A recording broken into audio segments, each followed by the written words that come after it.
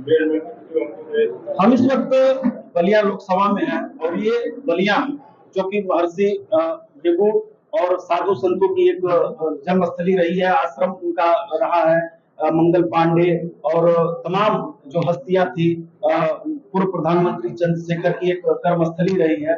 और आज हम उस जनपद में हैं और हमारे साथ पूर्व प्रधानमंत्री चंद्रशेखर के सुपुत्र पूर्व राज्यसभा सांसद नीरज शेखर जी हैं, जो कि इस बार बीजेपी की तरफ से प्रत्याशी बनाए गए हैं। उनसे बात करेंगे। नीरज जी, सबसे पहले तो 2024 का इलेक्शन आप कितना कठिन मानते हैं इस बार?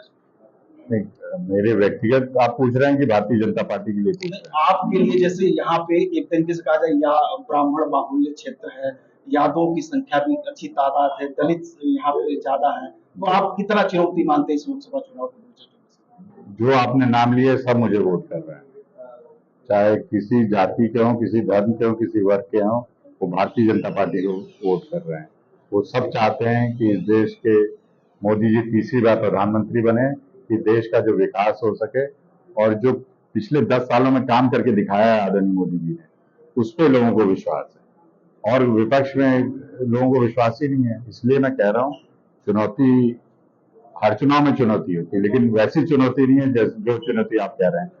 हर समाज का हर वर्ग, हर जाति हम लोग को अपना समर्थन दे। अच्छा, पूरे पूर्वांचल में उत्तर प्रदेश की अगर बात करें तो कास्टिज्म एक बड़ा प्रभाव उस पर डालता रहा है।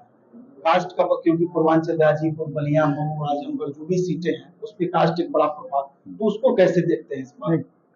वो कम हो रहा है लगातार, जैसे जैसे लोग देश हित में अब सोच रहे हैं, राष्ट्रीयता पे सोच रहे हैं, देश कैसे आगे बढ़े, देश कौन आगे ले जा सकता है, उस पे सोचकर लोग वोट कर रहे हैं। 14 में भी ऐसे किया, 19 में भी किया है, और 24 में और ज्यादा करेंगे, मुझे पूरा इसका विश्वास है। मैं ये नहीं कहूंगा कि बिल्कुल कास्टिज्म खत्म हो गया है, लेकिन बहुत कम रह गया है। लोग, मैं कह रहा हूँ ना, मोदी जी के आने के बाद एक भावना है लोगों में कि जात पात से ऊपर उठकर मोदी जी को वोट दिया जाए, कि देश के बारे में अब लोग सोच रहे हैं। पहले हो सकता है अपनी जाति के बारे में सोचते हैं, लेकिन अब बदल रहा है।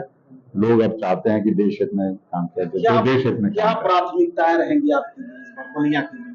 हमेशा विकास प्राथमिकता है। और मैं जो बात बार बार कहता हूँ, आजादी के बाद जो प्राथमिकता होनी चाहिए थी, सड़क, बिजली, पानी, स्वास्थ्य, शिक्षा, इन सब चीजों पे पहले काम होना चाहिए, तो तब देश कहाँ होता। पहले प्राथमिकताएं बनी नहीं। अब 14 के बाद प्रधानमंत्री जी ने जिस तरह काम किया है, आप देखिए, चाहे रेलवे हो, चाहे रोड्स हो, चाहे एयरपोर्ट हो, इंफ्रास्ट्रक्चर डेवलप करने का माननीय प्रधानमंत्री, तभी देश प्रगति करेगा, उन्नति करेगा।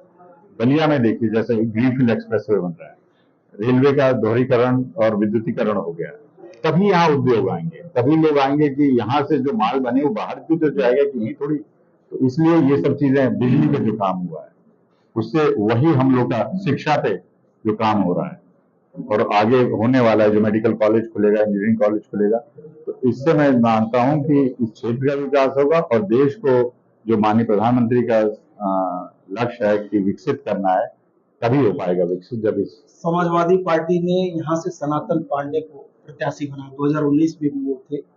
अब ये स्थिति हो गई कि समाजवादी पार्टी के कल एक बड़े कद्दावर नेता नारद राय अब संभावना जताई जा रही है कि बीजेपी ज्वाइन करने जा रहे हैं, तो अब सपा को कैसे देखते हैं? क्योंकि अखिलेश यादव गाजीपुर और बलिया में 2 दिन लगातार थे, तो कैसे देखते हैं यहाँ के प्रत्याशी को?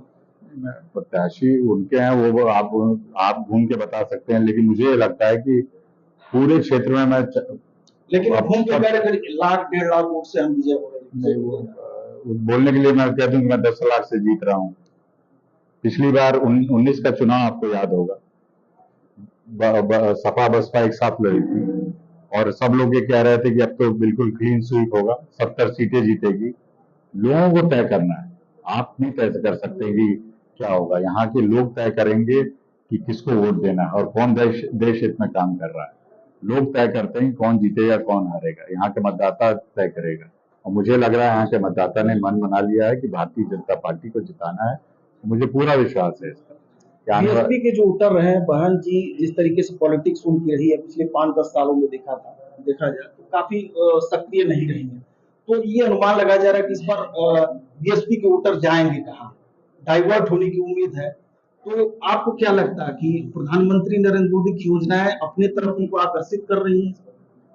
सारी योजनाएं सबके लिए हैं और वो बिल्कुल आकर्षित कर रही हैं। और सब वोट, मैं वही कह रहा हूँ, जाति धर्म से ऊपर उठकर लोग इस बार वोट देने वाले हैं। ऐसे ही प्रधानमंत्री नारा नहीं देते हैं 400 पार का।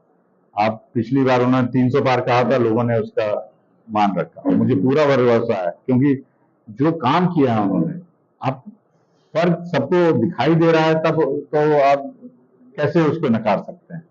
आप इसीलिए बात हो रही है संविधान बदलेंगे, आरक्षण हो जाएगा, ये खत्म हो जाएगा, ये सब जब हताश विपक्ष हो जाता है कि उसके पास मुद्दा नहीं है। हमारे 14 में क्या हुआ?